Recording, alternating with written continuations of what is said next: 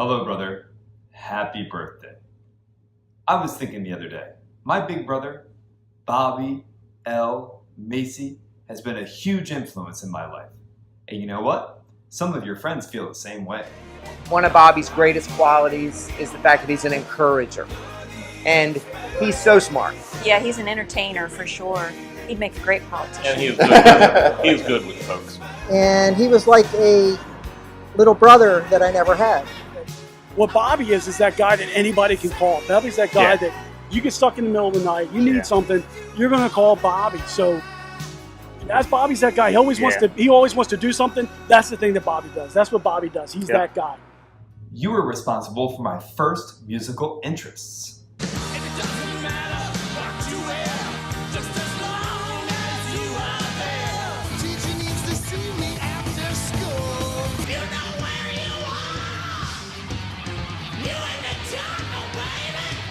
Oh yeah. You were also responsible for my first TV interests. Okay, where's my boy? Oh my God.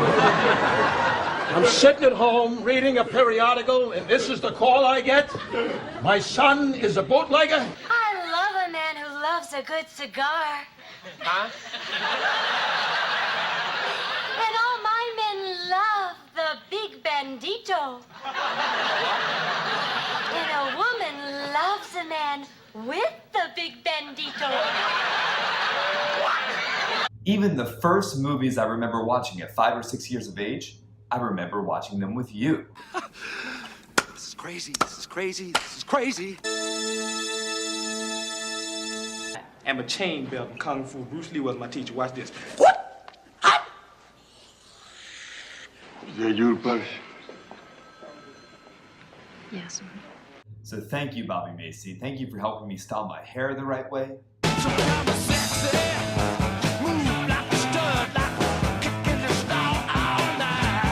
And thanks for letting me know what to do if I ever get in a fight at the playground. So he's talking about this guy, apparently a pretty big guy, where he knew he wasn't going to beat the guy up.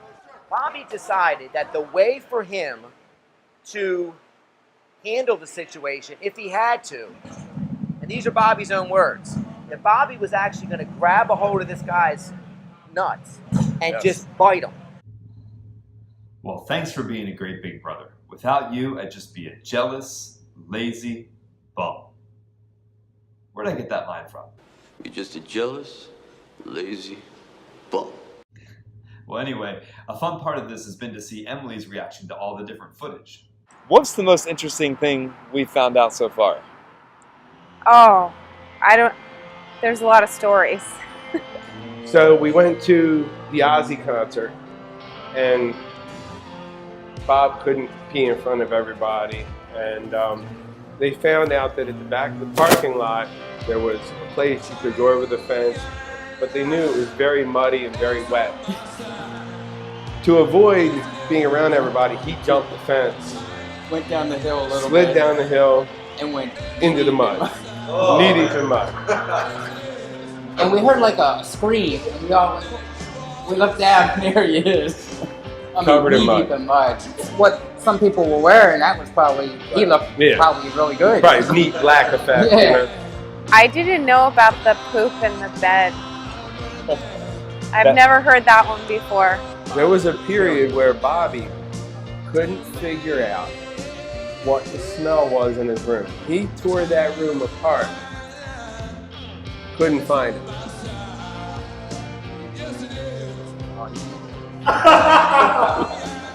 There was a pile of dog crap under the covers in his bed. Oh! He slept with it for 3 days. Didn't you, Bob? And like, I just don't know how that happens. So what's the Kenny Pine story? You're Kenny, right?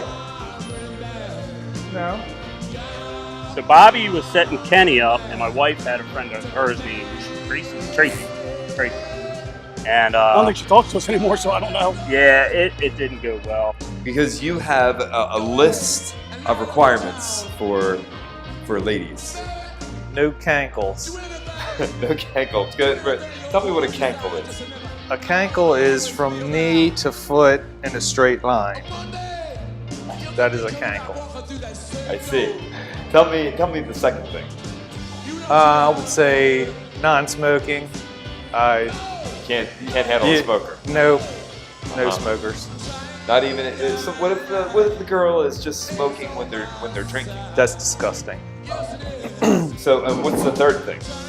I would say occupation. Okay. Can a woman be a bartender? No. What other occupations do you have a trouble with? Hairdressers. We'd given him the description of what Kenny looked like, or her. She went in and introduced herself to Kenny, and Kenny's like, "No, I'm not Kenny. I'm not Kenny Pine. I'm not Kenny Pine." I'm not Kenny Pine. So, of course, my wife, she got in the car, drove up there, confronted him. Because the girl called and said, "There's a guy that looks like Kenny Pine that's here, but he's not Kenny Pine." It's not Kenny Pine. My wife was like, to Kenny, Kenny went. Well, I think when Bobby sold the house, the realtor told him, make sure you get a new toilet seat before you have anybody come and look at the house. It was just a nasty, nasty toilet seat. Even though it had been cleaned, it didn't look like it. He took too long in between cleanings, and it had gotten to a point where it just needed to be replaced. Yeah, it was nasty, to say the least. I think what's cool is Bobby's friends really know him well. Yeah. Really well. They know him in and out. They do. And in different ways. They know the spiritual side. The very first time that I met Bobby was at Kent Island United Methodist Church. He was teaching a class there Wednesday evenings. You know, when you think about church, you think sometimes stale, kind of mundane, boring, kind of a rote type teacher. But, you know, for everyone that knows Bobby, it's just not that way. His charisma, his memory, his ability to speak well, and his energy level just made it so very interesting. So throughout the past, 10, 15 years, there's been many times where I've gone to Bobby and ask him his opinion, ask him for advice, ask him for help, and he's always willing to help out, always willing to help out. Bobby was more like a brother. He used to come to church, and we treat him as a brother. He would get up on the choir with us and sing. He didn't have the soul rhythm, but he would rock. I was a worship leader one Sunday, and this young lady came walking down to give her money for the offering, and she was shaped like a Coca-Cola bottle. The right foot goes, she would roll back and forth, and Bobby sat there, and he followed her all the way around. I thought he was gonna break his neck. I said, "That's my boy." He is the center of conversation most days, to the point that a couple people will say, "Would you shut up about Bobby?" After he's cased his letters, though, he's very quiet until he gets his letters cased. His route has a lot of long, isolated lanes, and when nature calls, he would just have to take care of business. And so there were times, and again, it's something that he would disclose to us That he didn't need to tell us, and I really did not want to hear. And that's something Leroy would say, "Dummy." Some things you're just not supposed to say. But yeah, he would keep, as Leroy would say, a service roll in his mail truck in case he needed to relieve himself, not just number one. He's just a good, loyal person, and I think that's inspiring. Just a genuinely authentic, kind person. I just find Bobby is probably one of the nicest men I've ever met in my life. He's a very good, in my opinion, husband, and he's a great father. He's always working out with the boys, baseball or whatever, playing out there shooting hoops, and he's just a very nice human being. I know Bobby's always praised me for taking him in as a son.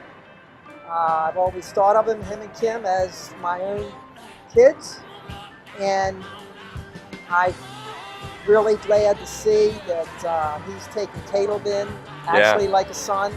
spending time with the kids and playing baseball and the different sports. Very good father and a very good husband. So you can't ask if somebody's better than that for a son. So. When parents, husbands and wives, befriend a couple, it's awesome to know that we have a relationship that's just deeper than hanging out with the adults. It goes deep into the children. That truly just seals our relationship forever. Forever. No question. Have there been any stories that have really shocked you? I'm still a little hung up on the poop in the bed sheets for 3 weeks. That when you can't get the image out of your head? I almost can smell it. Oh. We thought this would be the best way to say goodbye. Thank you for everything, especially baseball. I know it was a lot stressful during the coach looking at all those emails. But it was a funny year. That was like the best year ever. I mean, we are history favorite people. We are. I think we are. We're the last ones on the video, and we are by far his faves. This is right here. Well, we might make the video. Well, that's true. Phil could cut that out. He could cut us all out.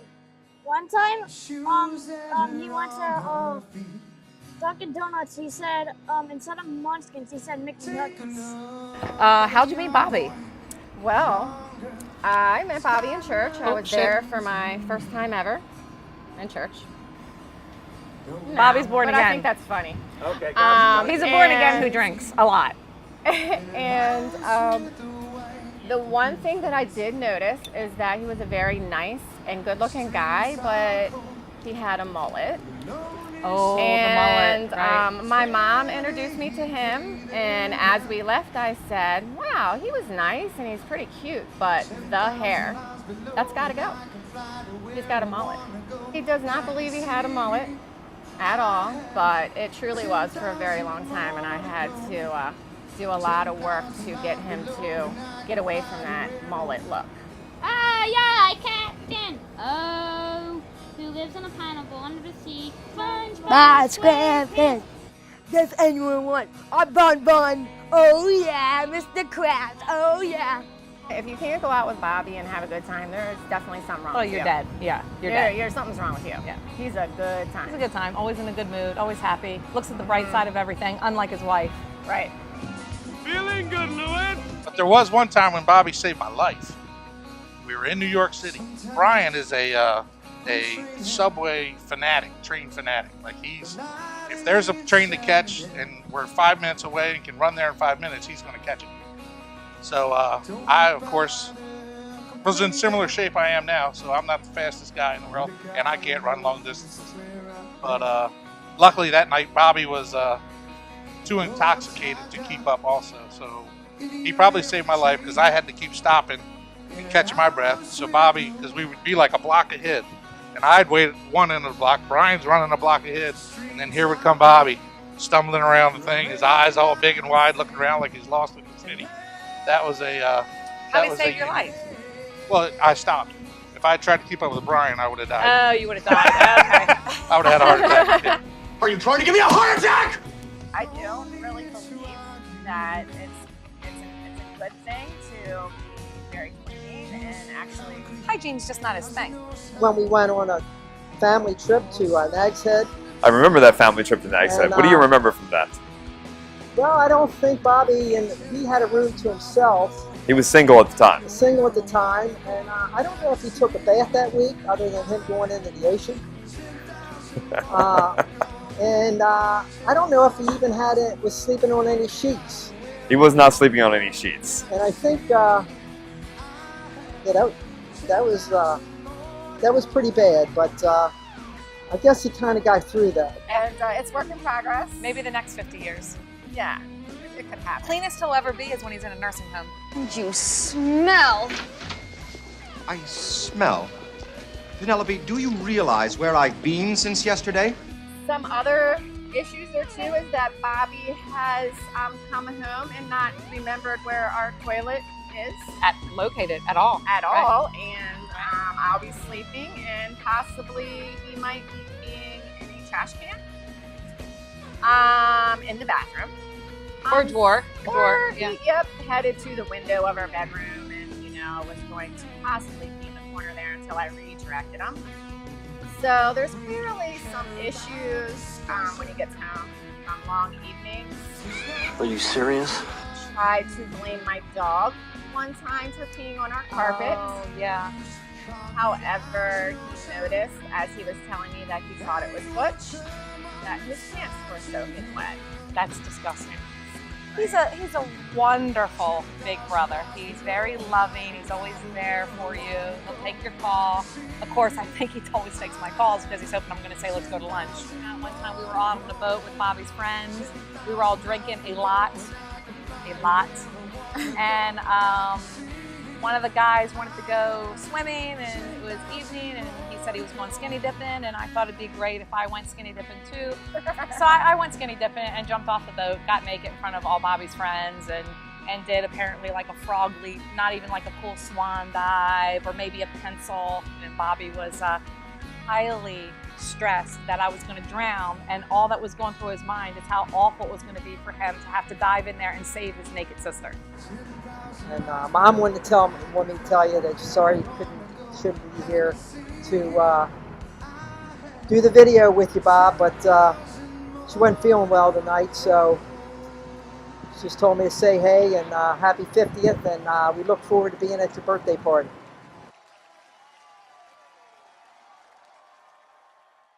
Happy birthday to you. Happy birthday to you. Happy birthday, dear Bobby.